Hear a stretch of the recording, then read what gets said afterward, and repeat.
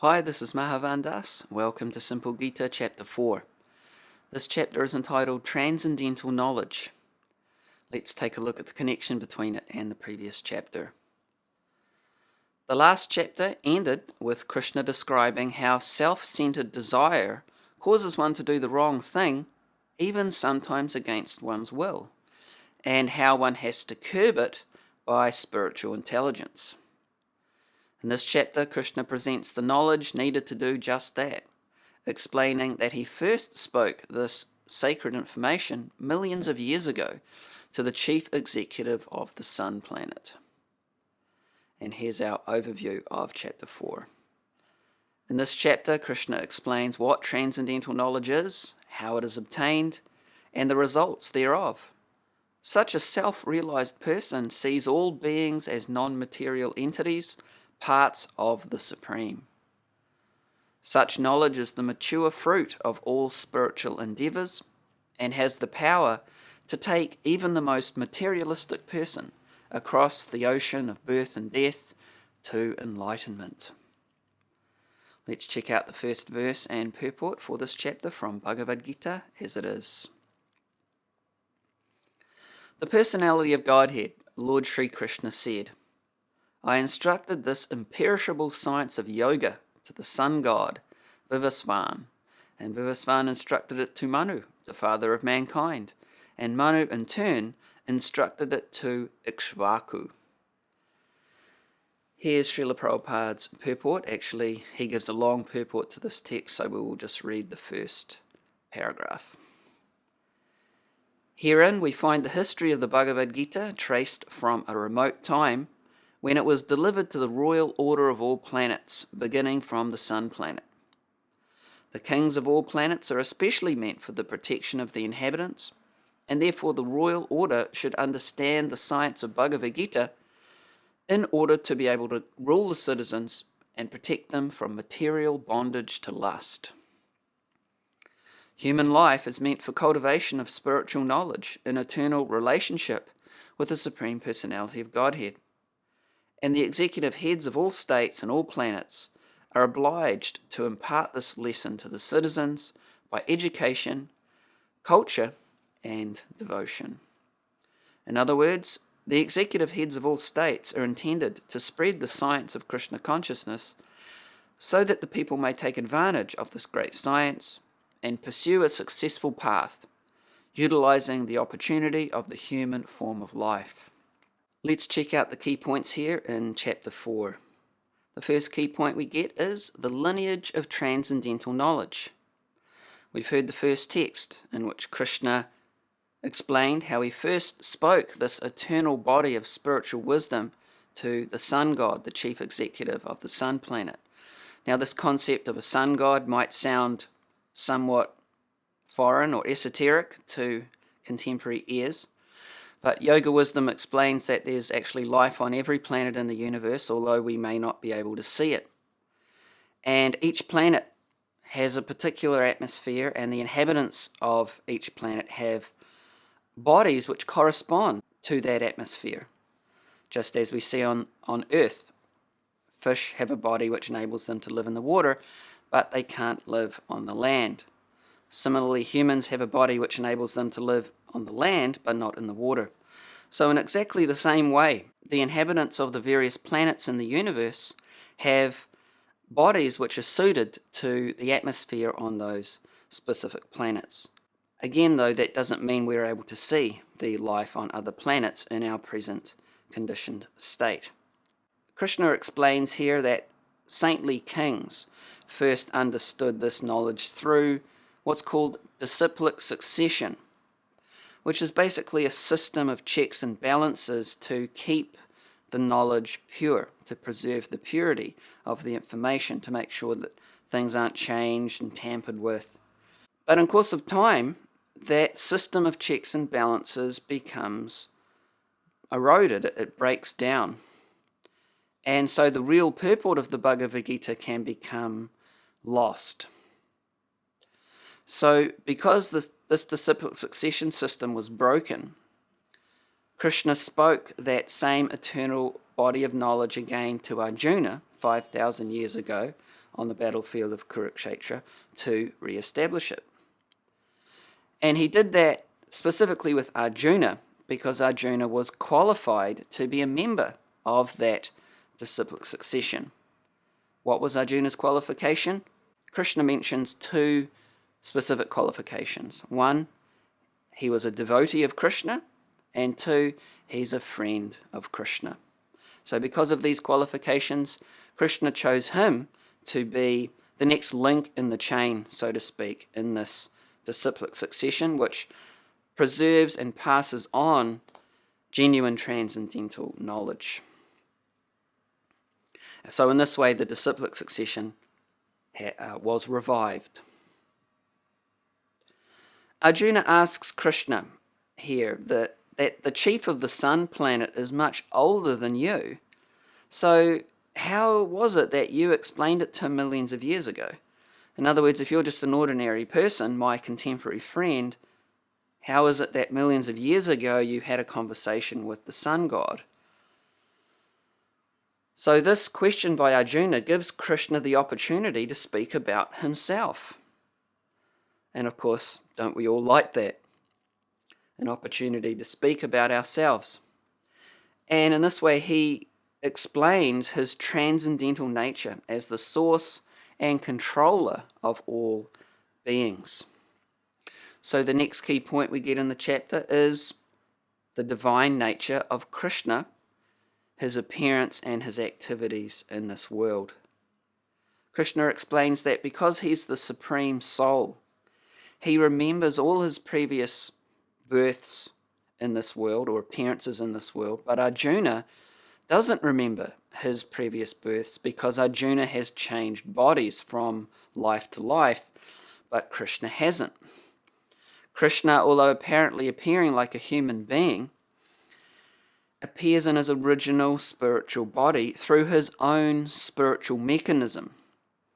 In other words, he doesn't appear by the ordinary process of karma, and he appears in every millennium in his original spiritual form.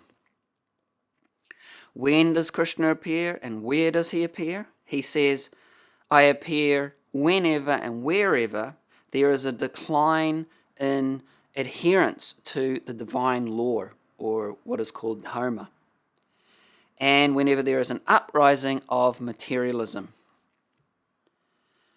What is the purpose of Krishna's appearance? He explains he has three specific purposes. First of all, he appears to deliver the spiritually inclined, those who want to make spiritual advancement.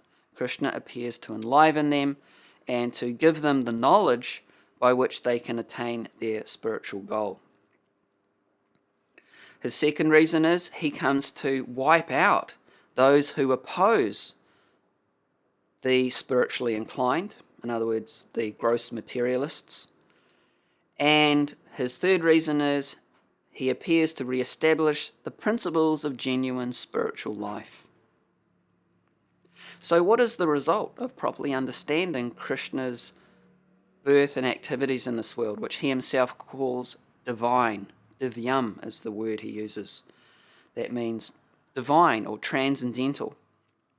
He explains one becomes free from samsara and returns to Krishna's personal association in the spiritual world. The next key point we get in the chapter is that Krishna is the creator and the culmination of all the various options that we have, material options and also spiritual ones. Krishna explains that he makes the path to get to him, and actually all beings follow that path according to their various desires. That means some are going towards Krishna on the path, some are going away from Krishna on the path, and some are just stalled and somewhere in the middle of the path and they don't know where they're going. So Krishna fulfills everyone's desires according to how they approach him, according to which direction they want to go on his path, he fulfills their desire. The term is man proposes, God disposes. So both in the material sense and in the spiritual sense, Krishna fulfills everybody's desire. Krishna explains in this section that he's also created the 4 occupational divisions of society. So that is the intellectual teacher class, the administrative martial class, the productive or business class, and the labourer or artisan class. So he's created this 4 occupational division for society for smooth social intercourse. But he explains that he's not a member of any of these 4 divisions of human society because he's not an ordinary human being. He's transcendental to this system which is governed by the 3 modes of material nature. So because Krishna's a transcendental being beyond the modes of nature, he is not a part of this occupational division of human society. Krishna explains then that his activities are all immune to the law of karma, or action and reaction. And so are those of anyone who works in this understanding. So anyone that just understands that Krishna is a transcendental person, he's beyond the law of karma, then that person's activities also become free from ordinary action and reaction. And Krishna explains many great souls have been in that situation in the past of understanding him in truth, and in this way also transcending the law of karma. So the next key point we get in the chapter is understanding karma, or action. Krishna explains that action, or karma, is a difficult subject matter. It's not easy to actually understand what karma is. And he explains there are 3 types of karma, or action. There's ordinary karma, which basically means action which produces a good material result. So that means an action which produces wealth, beauty, education, etc., material prosperity. Then there's what's called vikarma, which is action that produces a bad material result. So that's the opposite of those things. And then there's also akarma. And akarma is action which produces no material reaction at all. So no bad material reaction, and not even any good material reaction. No material reaction at all. And Krishna goes on to explain what akarma is. He says it means to see inaction in action. In other words, someone can be active in the world, but actually not accruing any karma. Now, how is it that that can happen? Srila Prabhupada explains here in his purport. He says, a person acting in Krishna consciousness is naturally free from the bonds of karma. His activities are all performed for Krishna, therefore he does not enjoy or suffer any of the effects of work. Consequently, he is intelligent in human society, even though he is engaged in all sorts of activities for Krishna. Akarma means without reaction to work. The impersonalist ceases fruitive activities out of fear, so that the resultant action may not be a stumbling block on the path of self-realization. But the personalist knows rightly his position as the eternal servitor of the Supreme Personality of Godhead.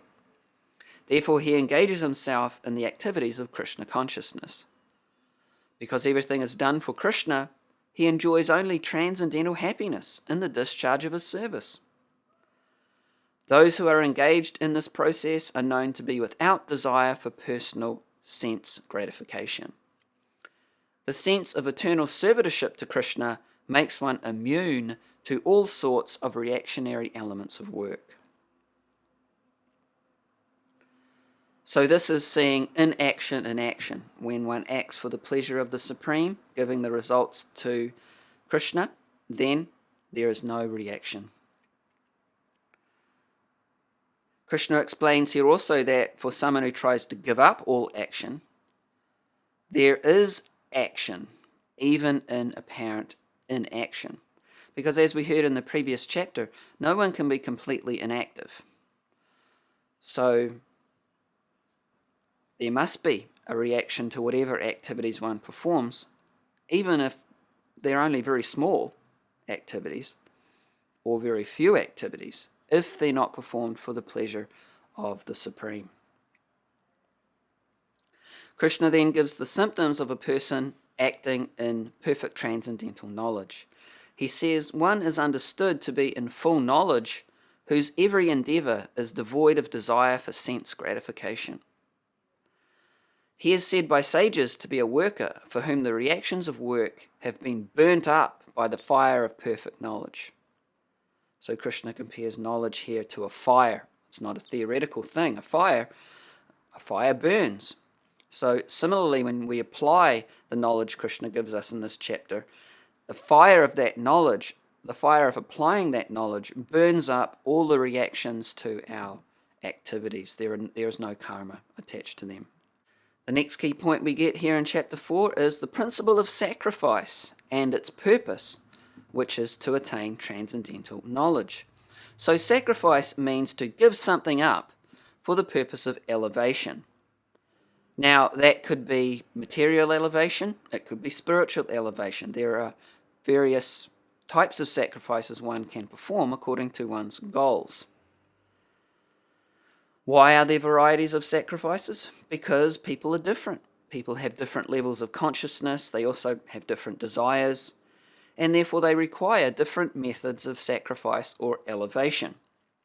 For example, we go to a doctor and we don't necessarily get the same prescription that the last person got who saw the doctor, or the next person will get who will see the doctor, because every patient is more or less in a unique situation. And so the doctor prescribes medicine according to the unique situation of the current patient. But the purpose is the same.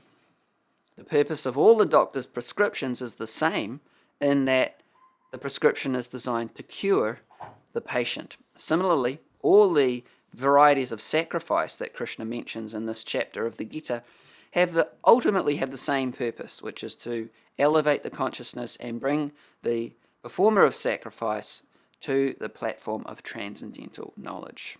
So to do that, all these varieties of sacrifice, they recommend some kind of sense control and some kind of adherence to a higher authority. And this is because material existence is based on ignorance. In other words, thinking that we are our material body and that gratifying our senses is real happiness, and that we're independent.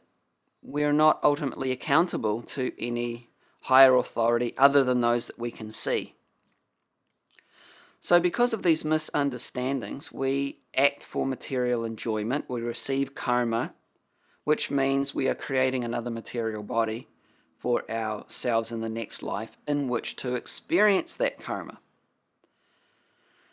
Therefore, all the processes of sacrifice require some kind of sense control and adherence to a higher authority, and in this way they lead us out of ignorance to transcendental knowledge. They do that either directly through spiritual sacrifices, or they do it indirectly through material sacrifices.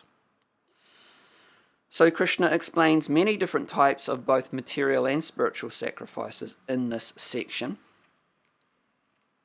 And Srila Prabhupada explains, different types of sacrifice, as discussed above, are mentioned in the Vedas to suit the different types of worker. Because men are so deeply absorbed in the bodily concepts, that means thinking that we are our body, these sacrifices are so arranged that one can work either with the body, with the mind, or with the intelligence. But all of them are recommended for ultimately bringing about liberation from the body. Without the elevation of knowledge, sacrifices are simply material activities. When, however, they are elevated to the level of transcendental knowledge, all such activities enter onto the spiritual platform. Then in the final section of the chapter, we hear about the method, results, and glories of attaining transcendental knowledge. One attains transcendental knowledge, as we heard in the previous section, by performing sacrifices, but in order to be truly progressive on the path of sacrifice, one must perform sacrifice under the guidance of a qualified teacher. That is the first point Krishna makes here in this final section of the chapter. And one should approach that teacher with submission, with service, and with inquiries. Krishna says, just try to learn the truth, meaning the truth of sacrifice, by approaching a spiritual master. Inquire from him submissively and render service unto him. The self-realized souls can impart knowledge unto you because they have seen the truth. Srila Prabhupada explains in his purport, the path of spiritual realization is undoubtedly difficult. The Lord therefore advises us to approach a bona fide spiritual master in the line of disciplic succession from the Lord himself. No one can be a bona fide spiritual master without following this principle of disciplic succession. So remember, that was the first principle we heard about at the beginning of the chapter, that the great saintly kings, they received this knowledge through that process of disciplic succession. So that is the process that keeps the knowledge pure and intact. So Srila Prabhupada explains here, the Lord is the original spiritual master, and a person in the disciplic succession can convey the message of the Lord as it is to his disciple. No one can be spiritually realized by manufacturing his own process, as is the fashion of the foolish pretenders. The Bhagavatam says, Dharmang tu sakshad bhagavat pranitam. The path of religion is directly enunciated by the Lord. Therefore, mental speculation or dry arguments cannot lead one to the right path. Nor by independent study of books of knowledge can one progress in spiritual life. One has to approach a bona fide spiritual master to receive the knowledge. So by this principle, one learns the specific sacrifice that is suited to one's own unique situation. And by that process of sacrifice, one comes to the platform of transcendental knowledge. What are the results of this process? Krishna explains freedom from bewilderment and attaining a spiritual vision. He says in the next text, having obtained real knowledge from a self-realized soul, you will never fall again into such illusion. For by this knowledge you will see that all living beings are but part of the Supreme, or in other words, that they are mine. Srila Prabhupada comments, the result of receiving knowledge from a self-realized soul, or one who knows things as they are, is learning that all living beings are parts and parcels of the Supreme Personality of Godhead, Lord Sri Krishna. The sense of an existence separate from Krishna is called Maya. So Maya means that which is not, or in other words, illusion. By Maya alone, Arjuna thought that the temporary bodily relationship with his kinsman was more important than his eternal spiritual relationship with Krishna. The whole teaching of the Gita is targeted toward this end, that a living being as Krishna's eternal servitor cannot be separated from Krishna, and his sense of being an identity apart from Krishna is called Maya. So, as Krishna said here, having obtained real knowledge from a self-realized soul, you will be free from illusion, and you'll see all living beings as they actually are, as my parts and parcels. So this is the result of attaining transcendental knowledge. And Krishna goes on to explain that transcendental knowledge is the actual result of all spiritual endeavours, and it has the power to protect even the most materialistic person from self-centered desire, which Krishna explained at the end of the last chapter as the greatest enemy in spiritual pursuits, and take them to enlightenment. So let's summarize this chapter. In chapter 4, we've heard about the lineage of transcendental knowledge, the divine nature of Krishna's appearance and activities, and that Krishna is the creator and culmination of all options, both material and spiritual, and he fulfills everyone's desire. Man proposes, God disposes. We've received an understanding of the three types of action: karma, action that produces a good material result; vikarma, action which produces a bad material result; and akarma, action for the pleasure of the Supreme that produces no material result. We've heard about the principle of sacrifice and its ultimate purpose, attaining transcendental knowledge, and the method, results, and glories of attaining that knowledge. Such knowledge, which is the actual result of all spiritual pursuits, is gained from a bona fide spiritual master. It protects us from self-centered desire, takes us across the ocean of birth and death, and ultimately leads to a spiritual vision in which we see all living beings as part and parcel of the Supreme, and to the revival of our eternal loving relationship with Krishna. Krishna concludes this chapter by advising Arjuna, "Therefore the doubts which have arisen in your heart out of ignorance should be slashed with the weapon of knowledge. Armed with yoga, O Bharata, stand and fight." Let's have a short preview of chapter 5, which is called Karma Yoga, Action in Krishna Consciousness. In explaining transcendental knowledge to Arjuna, Krishna has glorified both attaining knowledge and the giving up of action, but in the final text is still ordering him to fight or to act. Therefore, chapter 5 opens with Arjuna asking Krishna a question which is similar to the one he asked at the beginning of chapter 3. Which is better, action or giving up action? In this chapter, Krishna will answer this question, explaining Karma Yoga, or action in Krishna consciousness, in greater depth than he did in chapter 3.